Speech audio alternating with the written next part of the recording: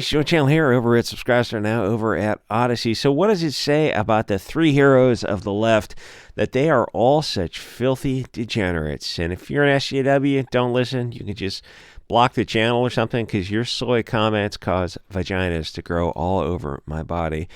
The thing is, the left has no boundaries, because the concept of limits is like a right-wing thing.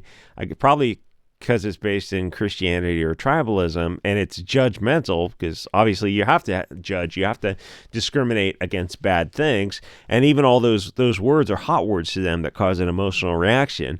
It's a value system that has to be based in something. Okay, so I'm going to scroll down, so get prepared for this. That's a little bit of nightmare fuel. So think about this for an example. They have normalized us into publicly discussing the concept that there are people in the BLTG stuff who are maps. They have slowly boiled the frog into getting people to accept the concept that they can take these, I'll say euphemism for Google, I'll say Epstein's, that we can accept renaming these Epstein's to something from the PEDO word, to something that doesn't have that nightmare association, because most people hear that word and you just, the Epstein, you just think, oh, we should, after legally processed, remove them from this mortal coil using an angry crocodile. But they've used social media and the MSN to normalize changing the name, and to having everyone start to re-examine them as something other than crocodile food. Think about how that happened over the 2024? Over the past 10 years is kind of when I started noticing this stuff really get off the ground with the BLT stuff. And maybe other people noticed it go back to 2010 maybe. So, it's all pretty recent phenomenon, which is what they are. They're, definitely crocodile food. Rittenhouse stopped Rosenbaum, who died doing what he loved, chasing kids. So most people don't notice how the frog is being boiled, or the MSM is normalizing that type of relationships, and they're definitely sexualizing kids. In fact, it's literally happening on YouTube. There's plenty of those. Who's that kid who it's on the Learning Channel? Oh, what's the name of the kid? It's not the Desmond is Amazing kid. It's what's the name of the kid?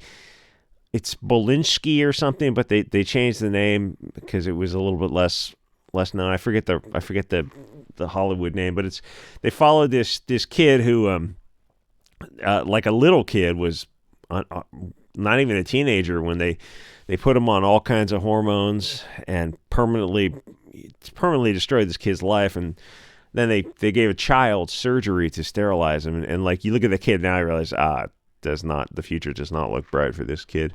The thing is, the concept of if kids can consent to puberty blockers and cross-sex hormones and elective surgery to sterilize themselves, then I can promise you that they will allow kids to consent to everything else, adult-child relationships, because the Weimar train has no brakes. Eventually, they're going to have post-birth abortions so that they can give birth to babies and literally sacrifice them to the demon Moloch. Oh, Vaush guy was in the news recently. Apparently, he likes horses and children, and all three of those, him with horses and kids, all kind of combined.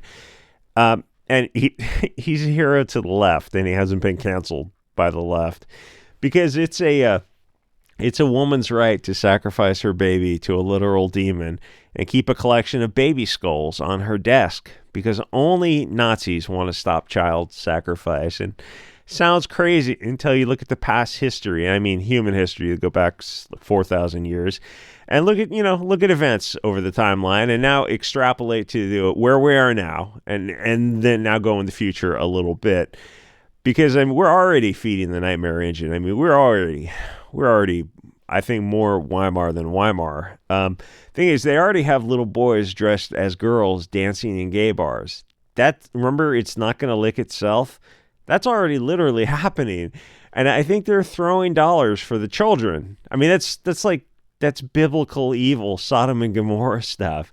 And the only people who are protesting it are the literal Hugo Boss people. So the narrative is that protecting kids is a far-right Hugo Boss value. And much of the left are these kind of useful reactionary idiots who are just brainwashed to be anti-white, anti-Christian because that's what their globalist puppet masters want.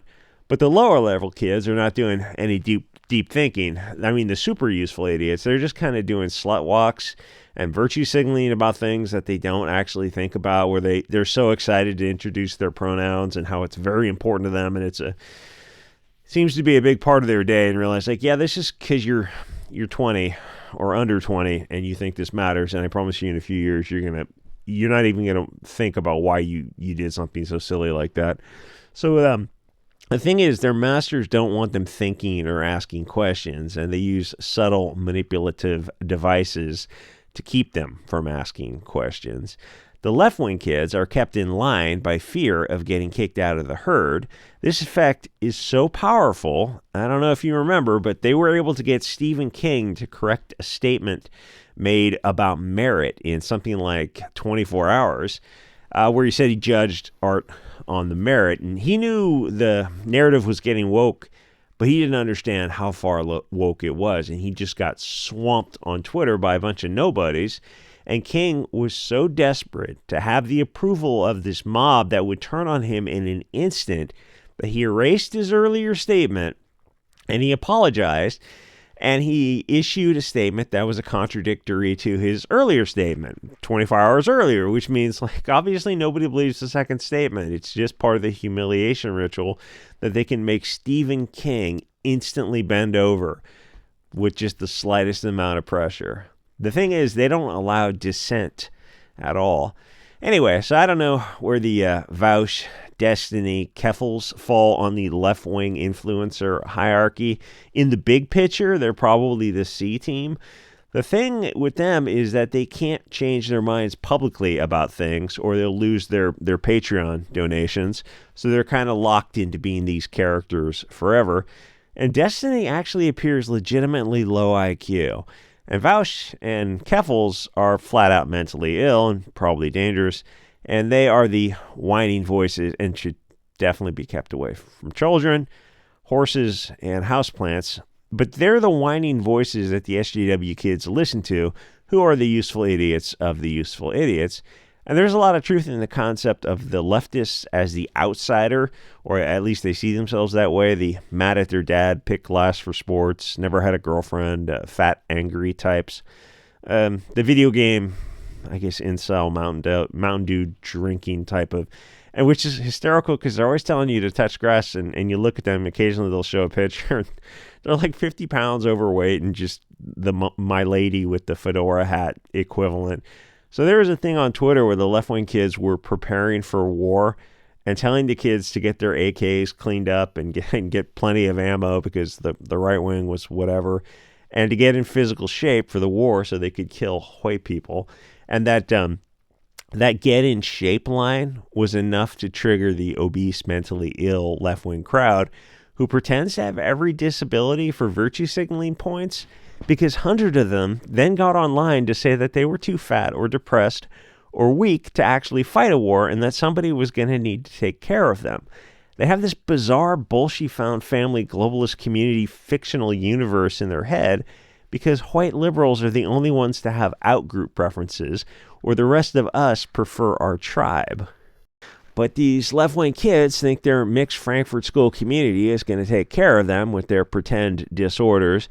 And some of them think obesity is a medical condition that, well, I mean, don't you treat that by simply eating less? No. It's more complicated than that. It's all these complicated exercises and special diet foods.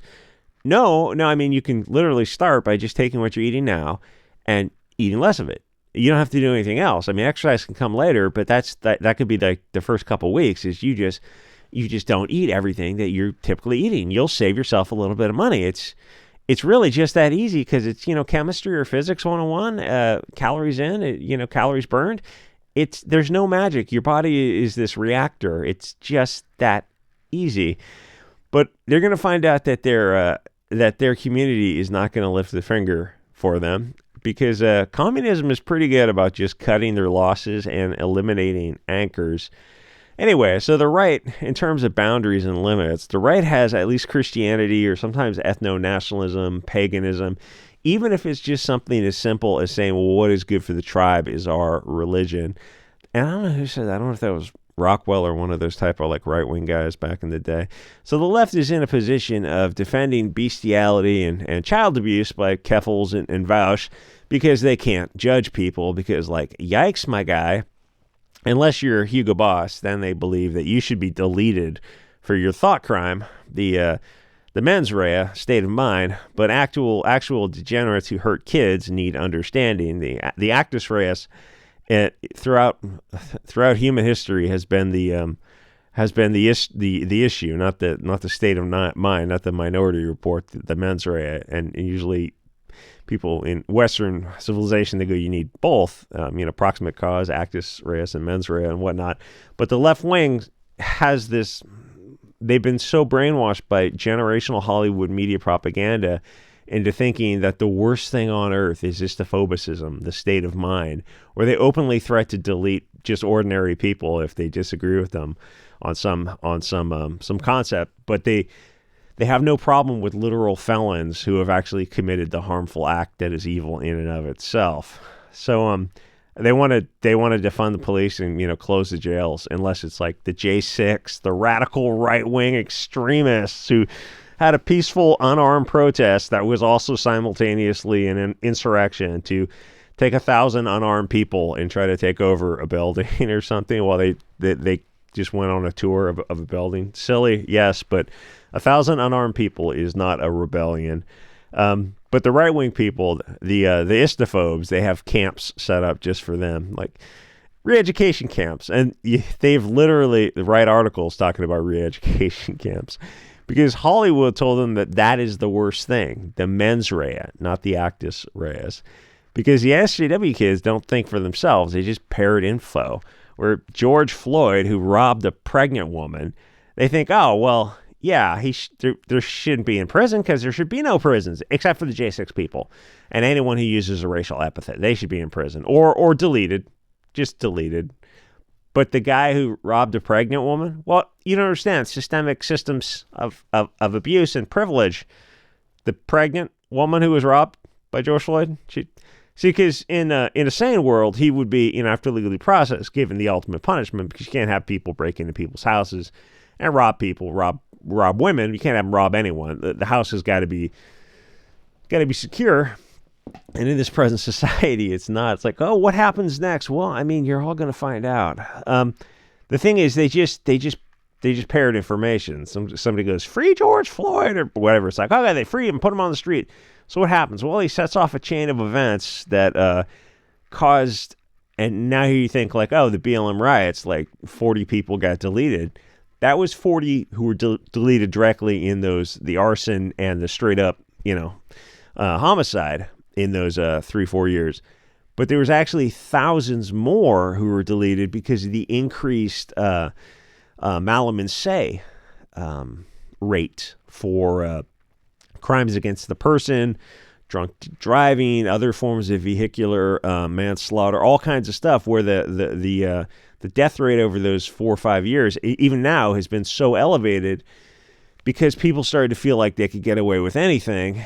And the cops, I think, had slow rolled on things because they had to have a more hands-off approach to things because they didn't want another George Floyd situation because anything, things were setting off riots left and right. So as a consequence, something like tens of thousands of people, and I got to be careful here, but it was people in that community had left this mortal coil because of violence from among that community. That was the consequence of George Floyd, was really probably in the 20 to 30,000 range of excess rate of people being removed. It's like, yeah, but we spoke truth to power. But I mean, 90% of that was you guys doing your own people. And it's like, they don't care because people are expendable. People are just, there's the, Starship Troopers, the drone bees, the worker bees, the aliens. It's like they're just fungible. You delete one and one replaces it. And in their minds, they think like, A violent felon needs to be let out of prison and given a second chance. But someone who calls that violent felon a slur, an epithet, dealing with their tribe, they need to be violently attacked and deleted, because SJW kids really are just the dumbest, most useful idiots on earth. They never stop to think about anything, ever. Anyway, like, comment, subscribe. I'll see you guys all on Subscribestar and Odyssey.